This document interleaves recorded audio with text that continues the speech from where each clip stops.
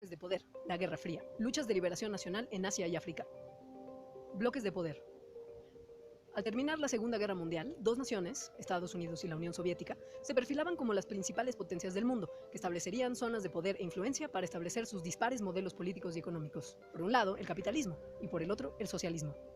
Estados Unidos estableció su zona de influencia mayormente en Europa Occidental.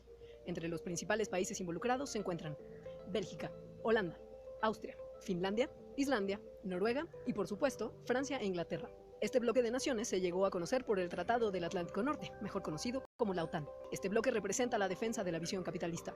Por otro lado, la Unión Soviética comenzó a ejercer influencia en países principalmente de Europa del Este, entre los cuales destacan Checoslovaquia, Yugoslavia, Hungría, Polonia y Rumania.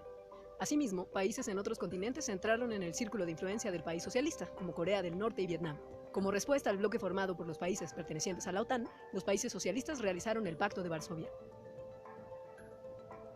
Así, Europa y el mundo se veían divididos en dos grandes grupos que presentaban visiones diametralmente opuestas, resultando en múltiples conflictos que durarían de 1945 a 1991, siendo la Guerra Fría el caso más paradigmático. La Guerra Fría.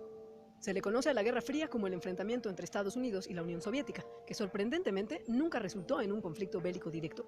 Podríamos decir que fue más una carrera científico-tecnológica, espionaje, despliegues de poder militar y propaganda que se basaba en una competencia feroz en distintos ámbitos de la vida. Ambos países tenían posturas sumamente opuestas y transmitirían esto a su población, por lo cual ambas naciones vivieron constantemente preocupadas por un supuesto conflicto nuclear inminente. La carrera espacial es un caso paradigmático de esta competencia. La URSS logró enviar un astronauta al espacio exterior, pero fue Estados Unidos el primero en llegar a la Luna. En términos de política internacional, Estados Unidos se dio a la tarea de frenar el avance del comunismo a través de la doctrina Truman, que pretendía apoyar las defensas locales contra la influencia soviética, y el plan de recuperación económica después de la guerra, conocido como el Plan Marshall. Por otro lado, la URSS consolidó su poder en la zona y apoyaba revoluciones por todo el mundo, como la cubana y China, y ejerciendo influencia en países de corte comunista como Corea del Norte y Vietnam. Hablemos de dos casos sumamente ilustrativos de la Guerra Fría que nos muestran el ambiente de tensión entre ambos países. Hablemos del Checkpoint Charlie y la crisis de los misiles.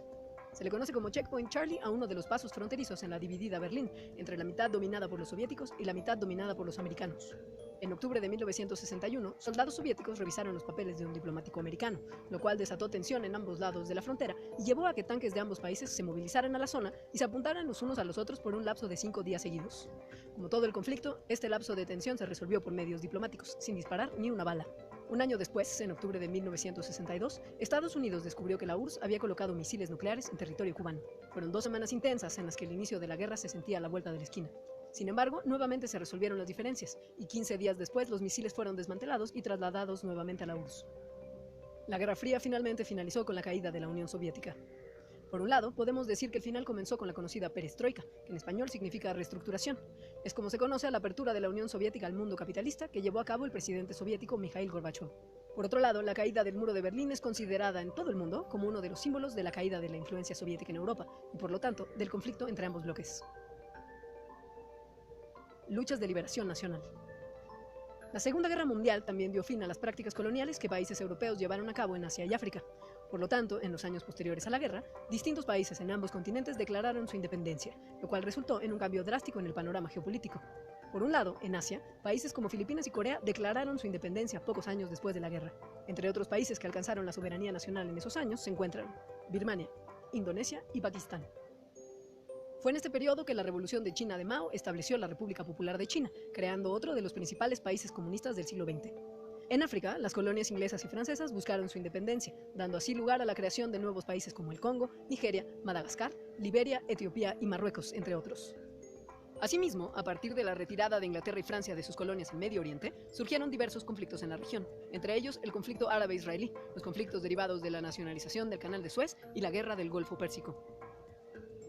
Hablamos de la creación de dos bloques de poder en los años posteriores a la Segunda Guerra Mundial, uno con una visión capitalista y el otro con una visión socialista. El primero liderado por Estados Unidos y el segundo por la Unión Soviética.